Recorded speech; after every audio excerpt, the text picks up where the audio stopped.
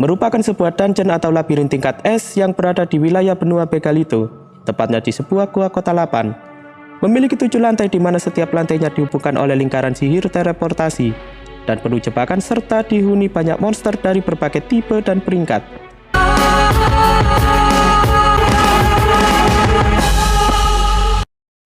Halo penikmat Mushoku Tensei dimanapun kalian berada. Pada kesempatan kali ini, saya akan coba menguraikan tentang varian monster yang berada di dungeon tempat Zenith terjebak. Disclaimer di awal, apa yang saya bahas ini mengandung spoiler, jadi bagi kalian penikmat animenya saja dan tidak mau terkena spoiler bisa skip video ini. Dan satu lagi, di sini saya akan memakai kata dungeon untuk merujuk pada bangunan tempat Zenith terkurung. Dan inilah beberapa monster penghuni dungeon tersebut yang sudah diperlihatkan. Saya akan memulai dari infonya yang paling sedikit. Pertama, Iron Crawler. Monster peringkat B yang mirip hewan melata seperti tank yang bertugas di garis depan.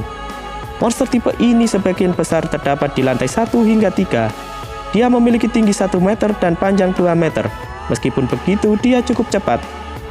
Karena jumlahnya yang banyak, Roxy yang terjebak di dungeon sangat kerepotan menghadapinya.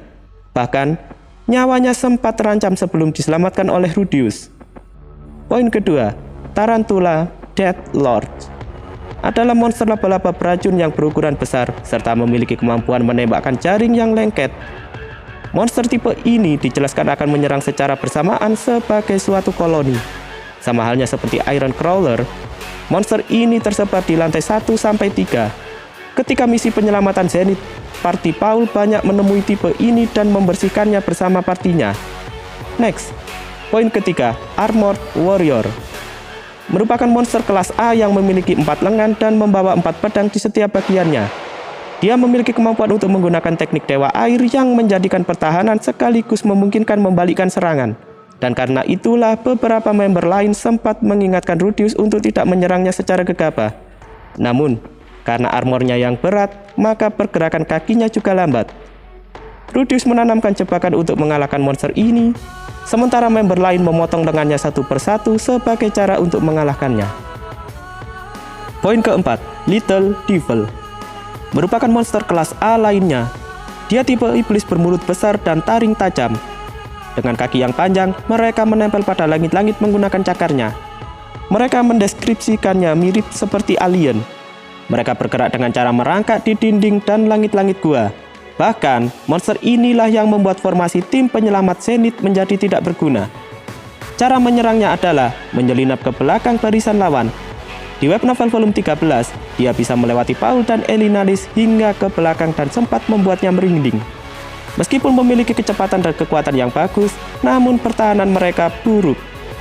Dalam buku catatan eksplorasi dungeon, diceritakan bahwa Little Devil membenci bau biji Tarufoberry. Jika dibakar seperti dupa, maka asapnya membuat Little Devil kabur, dan itu memudahkan untuk menghabisinya. Next, poin kelima, Mad Skull. Adalah monster kelas A yang memiliki penampilan seperti golem lumpur raksasa tanpa leher. Selain memiliki ukuran setinggi 2,5 meter, serta tubuh yang lebar dan padat, dia juga memiliki kecerdasan yang tinggi.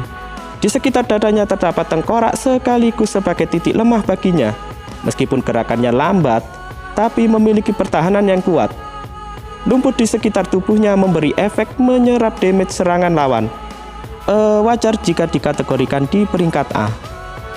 Uniknya, saat mendeteksi bahaya, tengkorak di dadanya akan semakin terbenam masuk ke dalam tubuhnya. Dia mengenakan serangan dari fisiknya dan menembakkan proyektil batu. Dikatakan bahwa dia juga bisa mengendalikan monster lain yang memiliki kecerdasan lebih rendah, seperti halnya Iron Crawler, yang digunakan untuk menjaga barisan depan, dan Tarantula Deathlord menjaga barisan tengah saat pertempuran berlangsung.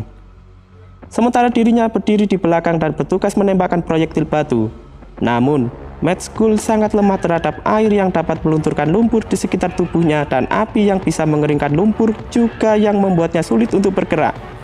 Itu adalah titik vital sekaligus kelemahannya berada di dadanya. Dan Rudeus lebih suka menggunakan cara ketiga di mana dia lebih memilih menembakkan rock bullet ke arah dadanya. Poin terakhir, Hydra Manatid.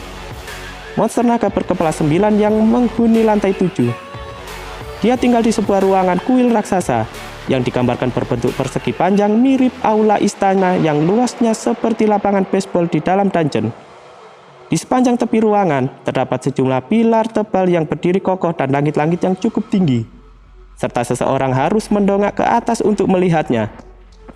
Diceritakan setiap lantainya terdapat ukiran dengan relief yang kompleks. Monster ini digambarkan memiliki ukuran 2 kali lebih besar dari naga merah. Sisiknya berwarna hijau zamrud berkilauan, badan yang tidak terlalu panjang namun sangat lebar dan memiliki 9 kepala. Dia memiliki pertahanan yang sangat kuat, bahkan Frost Nova dan Rock Bullet yang sudah ditingkatkan menjadi Rock Cannonball tidak bisa menggoresnya, dan sisiknya dilapisi batu sihir yang dapat menyerap mana.